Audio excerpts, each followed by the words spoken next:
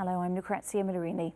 London's top police officer has denied the Met is institutionally racist after a tribunal found a black female officer had been discriminated against. Commissioner Bernard Hogan-Howe told ITV News his force shouldn't be judged on the actions of one of his 50,000 staff. Now, the officer discriminated against PC Carol Howard was chosen as one of the faces of the Met at London 2012, but behind the scenes she had been singled out and targeted because she was black and a woman.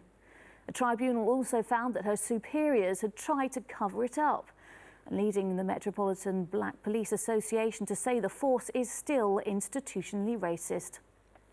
And PC Howard's lawyer criticised the Met for revealing today that she had been suspended from her job while an allegation of assault against her is investigated. Well, let's cross now to our senior correspondent, Ronke Phillips, who spoke to Commissioner Hogan-Howe this afternoon. Ronke.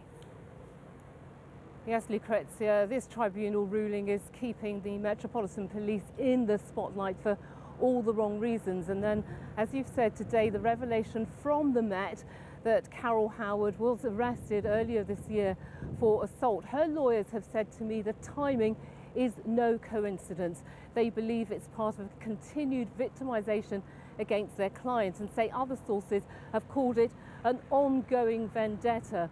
Well, I started my interview with the Commissioner by asking him for his reaction to the tribunal's ruling that Carol Howard was directly discriminated against by the Met. Well, very disappointed that there's been a finding against the Met in terms of racist and sexist behaviour. So I don't want to see that, and there's no way that I want to lead an organisation that's any of that behaviour. However, what I do know is that 99% of our people don't do that. We found one person who appears to have done that, and we will deal with it thoroughly and deal with it professionally. I'm disappointed that it's happened at all. Another issue raised by the tribunal was a policy, they called it, of the Met deleting any reference to sex and race discrimination in your internal fairness at work procedures. Is that true? No, I think it's quite a technical issue. Of course, the Employment Tribunal found that they don't like what was happening, but it was only action that was being taken on the back of legal advice. Now, on the back of the reactions from the Employment Tribunal, we'll consider how we do these things in the future and make sure that we don't see that sort of criticism in the future. 15 years after the Macpherson report, Carol's lawyer said that institutional racism still exists at the Met. Would you say that that's true? Look, you know, we've talked about one incident here. We employ 50,000 people, and each year there will be times in any big organisation when bad things happen. But let's not race to, as sometimes journalists do, just race to condemn, or in this case, the solicitor in the case has raced to condemn 50,000 good people.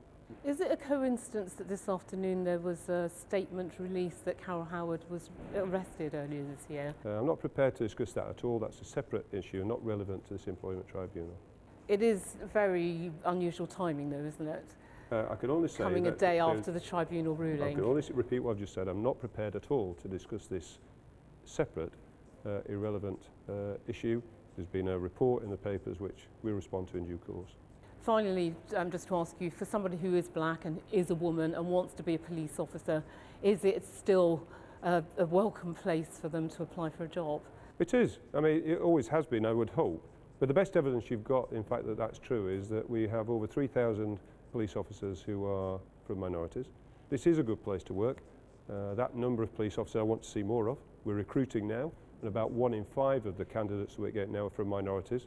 And in fact, from the people who are recruited from London, about 1 in 3. This sort of publicity doesn't help, no, though, let's listen to me a bit. Number one is that what we can show is that people from minorities want to be Metropolitan Police officers, and we're getting good quality people who we are taking.